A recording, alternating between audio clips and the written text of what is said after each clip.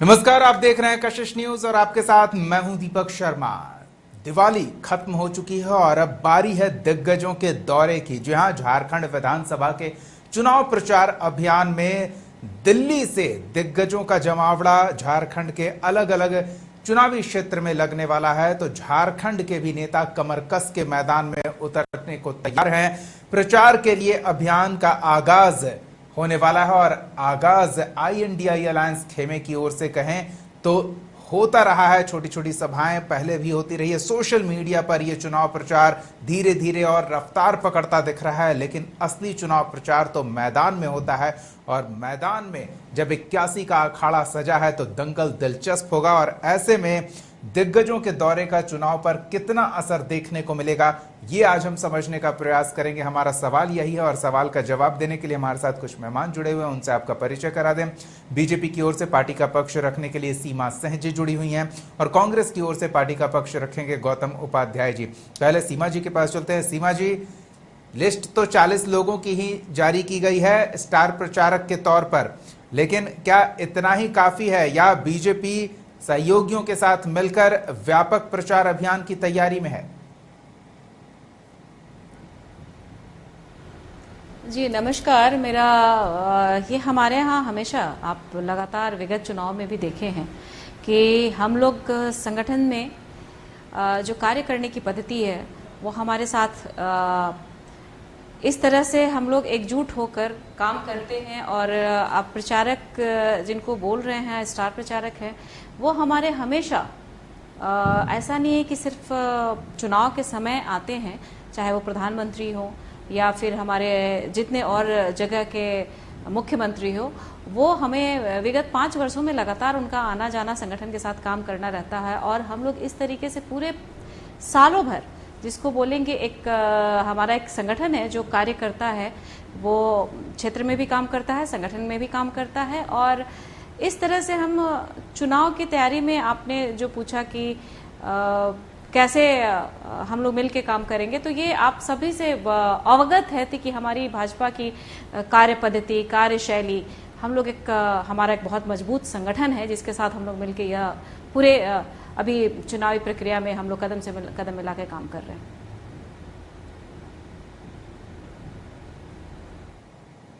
गौतम जी, आपके पार्टी के भी नेता दिल्ली से आएंगे, लेकिन संख्या भले ही कम हो पर सहयोगियों के साथ मिलकर पूरा दम दिखाने की तैयारी है। किस तरह से प्रचार अभियान को गति दी जाएगी? दीपक जी देखिए, संख्या कहीं कम नहीं है किसी भी चीज़ में।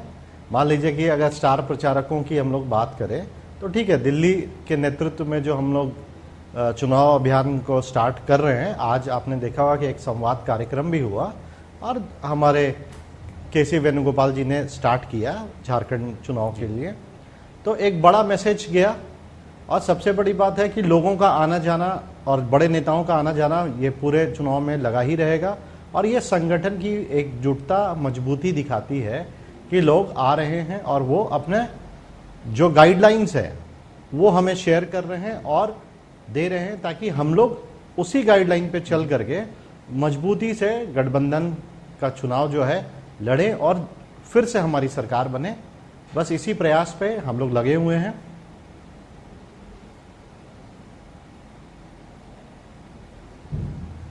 तो उसमें झारखंड के नेताओं की प्रचार अभियान में भूमिका और बाहर से आने वाले नेताओं के प्रचार अभियान में भूमिका क्या एक समान है? एक समान प्रभाव जनता के बीच उनका जाना जाएगा? ये भी हम समझने का प्रयास करेंगे। बारी बारी से इसका जवाब ले लेते हैं। गौतम जी। बिल्कुल, देखिए ये दो अलग अलग पहलू हैं। एक होता है जब हम राज्य के चुनाव को लड़ रहे हैं तो राज्य में चेहरा कौन है, तो जो कार्यकर्ता दिनों रात यहाँ मेहनत करते हैं। तो सबसे बड़ा फेज तो ये होता है जो हमारे संगठन में जो सबसे छोटे, जो ब्लॉक लेवल और वार्ड लेवल पे जो काम करते हैं, वो हमारे चेहरे होते हैं। उनको गाइड करने के लिए अध्यक्ष होते हैं, उनको गाइड करने के लिए स्टेट कमेटी होती है। तो एक बड़ा टीम होता है जो काम करता है। और शहर हो या ग्रामीण क्षेत्र हो, वहाँ विस्तार बहुत बड़ा एरिया है, विस्तार बहुत बड़ी होती है टीम की। तो ऐसे में क्या होता है कि कोऑर्डिनेटर्स जो हैं वो बाहर से ज़रूर आते हैं, और वो अपना मार्गदर्शन भी देते हैं। अब जैसे मान लीजिए कि दिल्ली में जो राजनीति है वो एक बड़ा एरिया है, बड़ा प्लेटफॉर्म है, तो वहाँ के निश्चित है कि जो नेता आ रहे हैं, जो सांसद आ रहे हैं, जो विधायक आ रहे हैं, तो उन्होंने चुनाव लड़ा है, संगठन उन्होंने देखा और हमसे ज़्यादा उन्होंने देखा। तो दोनों का इम्पोर्टेंस है। एक ये है कि जो लोकल लेवल्स में हमारे लीडर्स हैं, जो फेस है हमारी पार्टी के, गठबंधन के, उनको एक सपोर्ट मिलता है जो बाहर से किसी भी स्टेट से आए, चाहे दिल्ली से आए, चाहे कलकत्ता, जो हमारे टीम में, जो हमारी पार्टी में है, हमारे संगठन में है, तो ज़रूर बल मिलता है। और ये दोनों ही पूरक हैं और दोनों के बिना टीम जो है अधूरी है, तो बहुत फायदा होता है इसका। चलिए, ये एक महत्वपूर्ण चीज का उल्लेख गौतम जी ने किया। सीमा जी, इस सवाल का जवाब कि बाहर से, दिल्ली से आने वाले जो स्टार प्रचारक हैं, चमकने वाले चेहरे हैं, वो झारखंड लोगों पर क्या उससे अधिक प्रभाव डाल पाएंगे जो यहाँ झारखंड के नेता हैं? और साथ में ये भी जानना चाहेंगे संगठन का जो स्वरूप है वो कितना कारगर होता है ऐसे चुनावी समय में? हमारा संगठन, ये सबको सर्वविदित है, जग जाहिर है कि हमारा संगठन जो है वो बहुत ही संगठित रूप से, कर्मठता के साथ पूरे साल हर दिन प्रयास करती है। और हमारा सिर्फ यह तरह से आप बोलेंगे बाहर से आ रहे हैं स्टार प्रचारक हैं, लेकिन ये सारे हमारे कार्यकर्ता ही हैं। और चाहे वो जेपी नड्डा जी हों, चाहे हमारे यहाँ प्रधानमंत्री जी हों, या अन्य देशों, अन्य राज्यों के हमारे मुख्यमंत्री भी हों, तो इन सबों के साथ हमारा लगातार संगठन के साथ जुड़ाव रहा है। और डे बाय डे की गतिविधियां पे वो सहयोग करते हैं और हम लोग उनके मार्गदर्शन में काम भी करते हैं। और यहाँ के लोगों के साथ वो, और संगठन के लोगों के साथ काफी उनका आपसी तालमेल रहता है। तो ऐसा नहीं होता है कि सिर्फ चुनाव के समय वो अलग से दिखता है, वह सहयोग में होता है। हमारा पूरे 5 वर्षों तक, जैसे हमारे यहाँ महिला प्रवासी बहनें भी 1.5 2 महीने आके रहती हैं और वो काम करती हैं, दूसरी जगहों से आके रहती हैं और हमारे यहाँ की महिलाओं के साथ काम करती हैं। तो ये बहुत बड़ा हमारा स्ट्रेंथ है, जो कि इसका रिजल्ट, और आप हमेशा देखते होंगे कि हमारी भागीदारी से, गुजरात में भी महिलाओं की भागीदारी से, प्रवासी बहनों की भागीदारी से बहुत फर्क पड़ता है। और डेफिनेटली हमारे यहाँ जो अतिथि तो नहीं बोलेंगे, हमारे प्रवासी कार्यकर्ता आते हैं, उसमें इनका साथ आना, यहाँ के लोगों के साथ काम करना एक उत्साह वर्धन तो होता ही है। और हम लोग हमेशा एक उसको बताएं कि जो हमारा एक अभिन्न अंग है, इसका बहुत फर्क पड़ता है और बहुत बड़ा संगठन है ये, हमारे लिए एक परिवार की तरह। सीमा जी, इस बात में कोई दो राय नहीं है कि अलग अलग राज्यों में आपका संगठन प्रभावी स्थिति में है, तो ऐसे में सदस्यों की संख्या भी ज्यादा है। लेकिन अभी हाल ही में बीजेपी ने सदस्यता अभियान भी चलाया, तो झारखंड में क्या उस अभियान को उतनी सफलता मिली? क्या सदस्यों की संख्या के आधार पर संगठन बूथ स्तर तक मजबूत है, इस चुनाव में अपनी छाप छोड़ने को तैयार है, ये संकेत मिलता है? आप क्या देख रहे हैं? जी, मैं खुद कार्यकर्ता हूं और बूथ शक्ति केंद्र, बूथ स्तर पे हमारी बैठक, शक्ति केंद्र की बैठक, हमारी मंडल में जा के बहनों के साथ पंचायत में बैठक, ये महिलाएं करती हैं। हम लोग खुद प्रयास अपने प्रवास में जाकर ये हम लोग करते हैं। इसका प्रभाव होता है, संगठन दिखता है। संगठन की मजबूती हमेशा बूथ स्तर और शक्ति स्तर पे ही दिखती है। वहाँ के कार्यकर्ता जो जमीनी स्तर पे कार्यकर्ता है, उसी के वजह से और उसी का चेहरा की वजह से हमारे सहयोगी, हमारे साथ हमारे स्टार प्रचारक जो भी आते हैं, सब काम करते हैं। तो हमारा काम करने का जो आधार है वो बिल्कुल जमीनी स्तर के साथ, कार्यकर्ताओं के साथ हम लोग जुड़कर, वो महिला हो चाहे भाई बंधु हो, सब काम करते हैं। और ये बिल्कुल संगठन दिखने को तैयार रहता, संगठन दिखता है और मतलब उनका पूरा प्रारूप तैयार रहता है हमारे पास और उनके रिकॉर्ड रहते हैं, वो सारे कार्यरत। यही बात गौतम जी से भी जान लेते हैं कि उनका सांगठनिक ढांचा कितना मजबूत है, कितना तैयार है चुनाव में प्रभाव दिखाने के लिए, और सहयोगियों का साथ किस तरह से होगा, किस तरह का तालमेल होगा, किस तरह की प्लानिंग है? गौतम जी। दीपक जी, सारी प्लानिंग्स तो मीडिया के माध्यम से नहीं शेयर की जाती हैं, लेकिन हाँ, संगठन जो है हमारा बहुत मजबूत है। आपने देखा होगा, आपके चैनल में भी ये बातें उठ करके आई कि एक संगठन एक प्लानिंग, तालमेल दिखना चाहिए, इसकी प्लानिंग तो होगी ना। हाँ हाँ बिल्कुल तालमेल है, और उसी तालमेल के आधार पे हम लोगों ने लोकसभा का चुनाव भी लड़ा, और उस लोकसभा में आपने देखा, लोकसभा के चुनाव में रिजल्ट भी आपने देखा कि कहाँ हम गठबंधन 2 सीट पे थे, आज 5 सीट पे आए। तो ये मोर देन 150% का ग्रोथ है ये। भले भाजपा किस लेवल पे देखती है, कैसे देखती है, ये नहीं पता, और मुझे उस पर डिस्कशन भी नहीं करना है, लेकिन हाँ हमारे संगठन इसलिए मजबूत है कि जहां पे हमारे अलायंस पार्टनर्स हैं, उनका सपोर्ट, उनका टीम, हमारा अपना कांग्रेस का एक मजबूत स्तंभ है जो हमारा वार्ड अध्यक्ष होता है। वार्ड अध्यक्ष के साथ में हमारे प्रखंड अध्यक्ष होते हैं, उनके ऊपर प्रभारी होते हैं, उनके ऊपर फिर हम लोग आते हैं जो हमारे महानगर अध्यक्ष हैं, और कई सचिव, महासचिव। तो ये एक बड़ा टीम होता है जो हर कदम एक साथ उठाते हैं और पार्टी के मजबूती के लिए काम करते हैं। तो ये पूर्व में भी चुनाव में आपने देखा होगा कि कई सीटों में, ठीक है हमने जरूर कुछ सीट्स लूज किए, बट वहां भी मार्जिन ऑफ वोट्स के जो डिफरेंसेस रहे हैं वो काफी 2019 के कंपैरिजन में बहुत कम हुआ। तो ये एक इंडिकेशन है कि गठबंधन की जो एकजुटता है, जो ताकत है, वो संगठनात्मक रूप में बहुत मजबूत है। इसलिए क्या मतलब हम लोग कह सकते हैं कि भाजपा पे हम लोग हर समय भारी ही पड़ेंगे।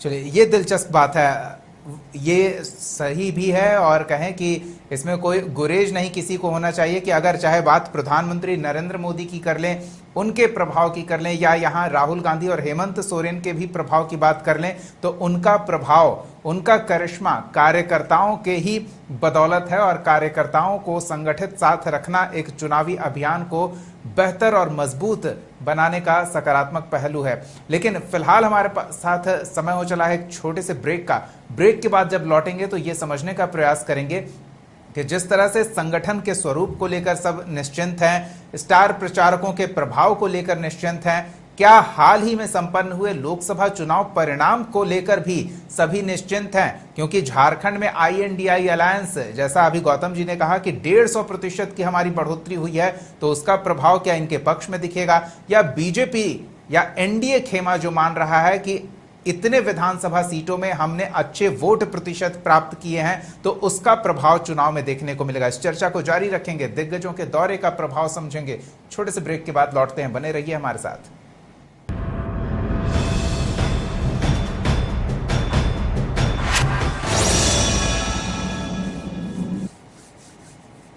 ब्रेक के बाद स्वागत है आपका। सवाल तो हम पूछेंगे, और सवाल अब सीधे आंकड़ों पर आधारित होगा, क्योंकि आंकड़े ही सारे गुणा गणित का परिणाम बताते हैं।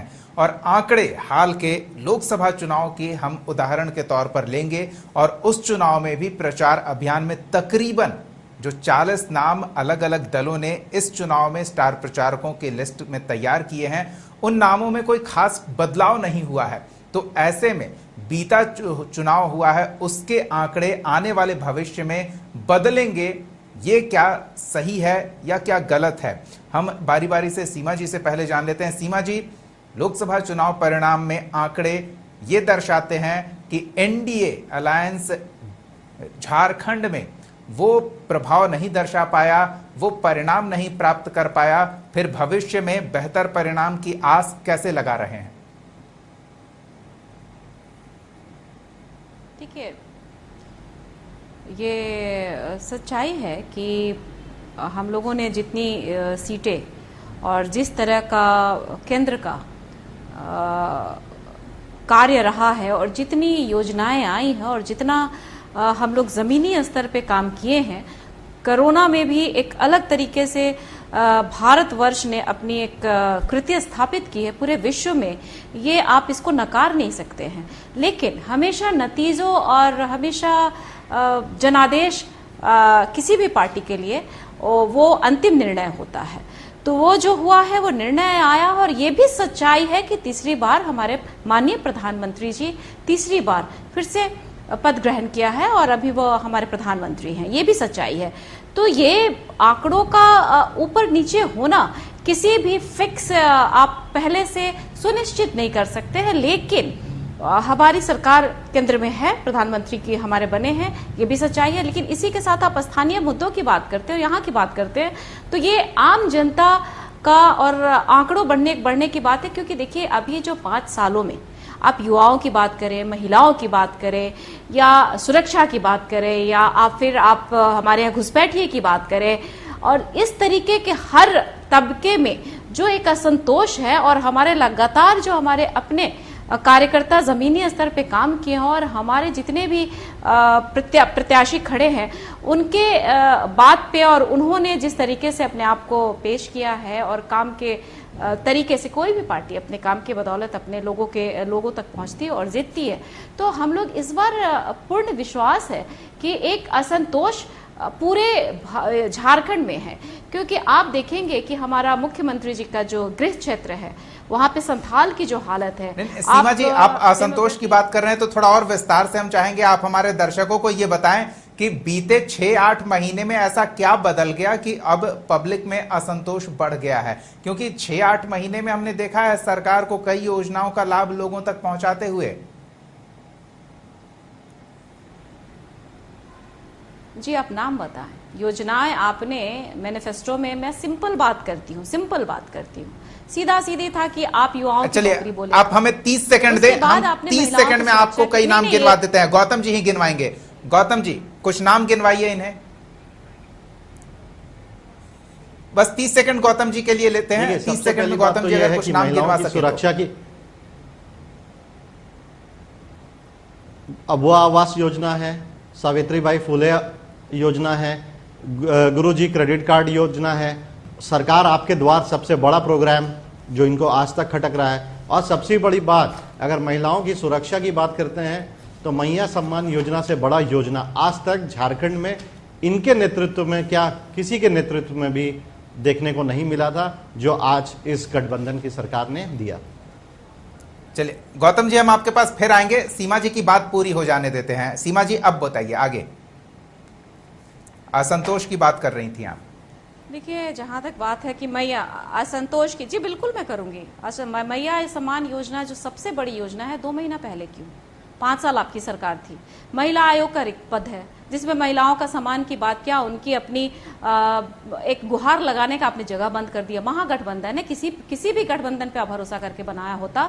तीसरी बात मैं आपको बोलती हूँ, संथाल में मोर देन 60%, मैं आंकड़ों की बात बता रही हूँ, 8,000 से अधिक तो पूरे झारखंड प्रदेश में महिलाओं के साथ आए दिन दुष्कर्म की घटना लिखित है। आंकड़ों के साथ मैं बताती हूँ, बिना आंकड़ों के तो बहुत हैं। और उसके बाद भी यहाँ पे आप देखेंगे कि खासकर जो बोली जाती है कि मैं मतलब आदिवासी हितैषी सरकार हूँ, उसमें से 60% से ज्यादा हमारी आदिवासी बहनें हैं। उसके बाद आप 100%, आप 4 से 5 आपको रेप केसेस पर डे आपको मतलब उसके आंकड़े निकालेंगे तो पर डे निकलता है। इस तरह की बातें, युवाओं की बात है, 2,75,000 तो आपकी रिक्तियां खाली हैं।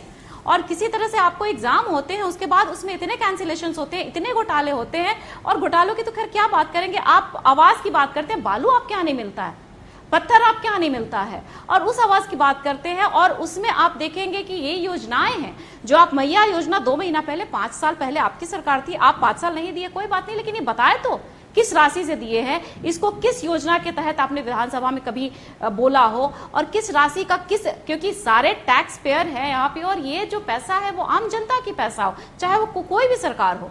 तो ये इस तरह का जो एक भुलावा है और छलने वाली बात है, इनके मैनिफेस्टो में भी था कि हम रोजगार भी देंगे, हम महिलाओं की सुरक्षा भी देंगे। इनके रोजगार में था कि उसके बाद 5,000 देंगे, 7,000 देंगे।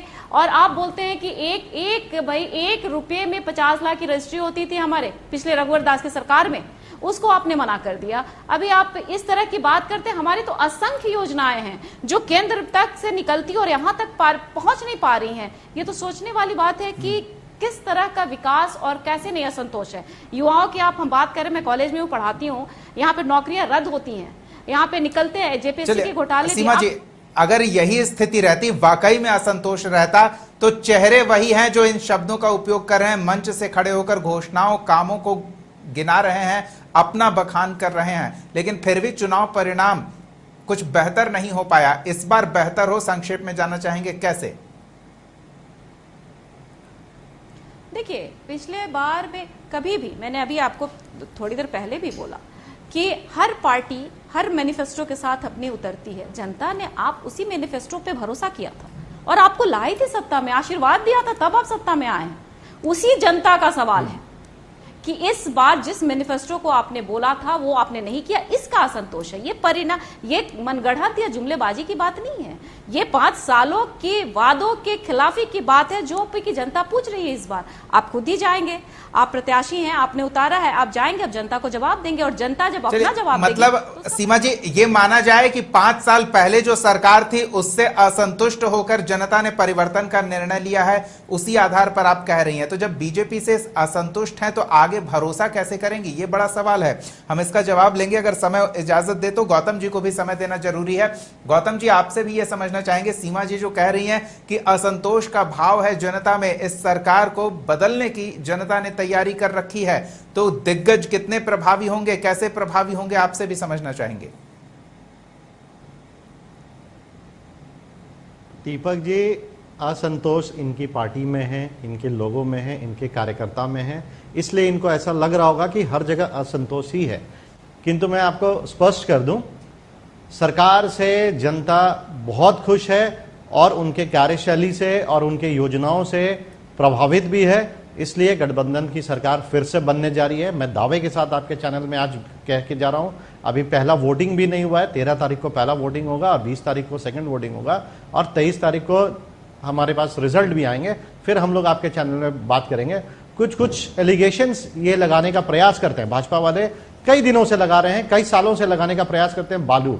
तो मैं एक छोटा सा उदाहरण देना चाहूंगा कि आज जिनके चेहरे पे ये चुनाव लड़ रहे हैं, भाजपा चुनाव लड़ रही है, जिसको कह रहे हैं कि भाई बाबूलाल मरांडी जी ही हमारे सीएम कैंडिडेट हैं या हमारा सीएम फेस हैं, तो मैं आपको याद दिलाना चाहूंगा कि बाबूलाल मरांडी जी ने ही झारखंड में बालू उठाव पर, पहले बालू हम लोग के यहां फ्री मिलता था, बालू उठाव में पैसे नहीं लगते थे, लेकिन बाबूलाल मरांडी जी ने ही मुखियाओं को उकसाने का काम किया। और जब आप किसी को लालच दे देते हैं, जहां से लालच पनपती है, तो वो चाहे आपका घर हो, चाहे परिवार हो, चाहे राज्य हो, इसी तरह के परिणाम दिखेंगे। और दूसरी बात, हम लोगों ने तो बहुत कंट्रोल किया, लेकिन केंद्र ने जैसे ही लोकसभा चुनाव के पहले देखा कि हमारा समीकरण गड़बड़ हो रहा है, तो उन्होंने प्रधानमंत्री आवास योजना क्यों बंद किया, इस पर ये लोग नहीं कहेंगे। बेरोजगारी की बात करते हैं, बेरोजगारी दर पूरे देश में 9.2% है, जो कि हाईएस्ट है अभी तक के डेटा आप निकाल लीजिए, डेटा की बात हो रही थी, 9.2% है, जो कि इंडिया के हिस्ट्री में अभी तक हाईएस्ट है। तीसरी बात मैं आ जाऊं, महिलाओं के सम्मान और ये सब की बात करते हैं अगर, तो पहले रघुवर जी के समय में भी हाथी उड़ा था, कहा गया, आज तक किसी को नहीं पता कि वो हाथी उतरा कि नहीं उतरा। दूसरी बात मैं बता दूं, जितने एमओयूज हुए थे उस पर जो खर्च हुआ था, रघुवर जी ने खर्च कहां से, किस योजना से, किस मद से खर्च किए थे, उनको किसका अधिकार था। अब हम जो मैया सम्मान योजना पे खर्च कर रहे हैं, वो डीएमएफटी फंड जो होता है, वो सरकार का रिजर्व फंड होता है। वो सरकार अपने डेवलपमेंट के लिए, सरकार के यूज के लिए वो फंड को यूज करती है। सिर्फ डीएमएफटी फंड का ये मतलब नहीं होता है कि सोलर लाइट लग जानी चाहिए, चापाकल गड़ जाना चाहिए, रोड नाली बन जाना चाहिए। डीएमएफटी फंड बहुत जगह यूज किया जा सकता है और ये डीसी कार्यालय से आपको पूरा रिपोर्ट भी मिल जाएगा। तो फंड और ये सब की बात जो करते हैं, या आवास योजना की बात करते हैं, तो ये सारा तो अच्छी बात है, काम हो रहा है, ये दावा है सत्ता पक्ष का। हमारे पास वक्त का अभाव है, हम अगले एपिसोड में सवाल के साथ फिर मौजूद रहेंगे। तब तक के लिए बहुत बहुत धन्यवाद सीमा सिंह जी, गौतम उपाध्याय जी, अपना समय देने के लिए, इस चर्चा में शामिल होने के लिए। तो सत्ता पक्ष में जो भी है, चाहे झारखंड में या फिर दिल्ली में, उनके पास चेहरे जो हैं दिग्गजों के, उसके साथ साथ चेहरों को चमक देने के लिए कार्य योजनाओं हैं और जो काम किया गया है उसका बखान करने के लिए लिस्ट भी लेकर आ रहे हैं। किसने नहीं किया इसकी भी बात होगी, किसने किया उसकी भी बात होगी। तो दिग्गजों का दौरा शुरू होगा, चुनावी गहमा गहमी बढ़ेगी और कई सवाल खड़े होंगे जनता का सवाल लेकर हम फिर मौजूद रहेंगे। तब तक के लिए देखते रहिए कशिश न्यूज। है।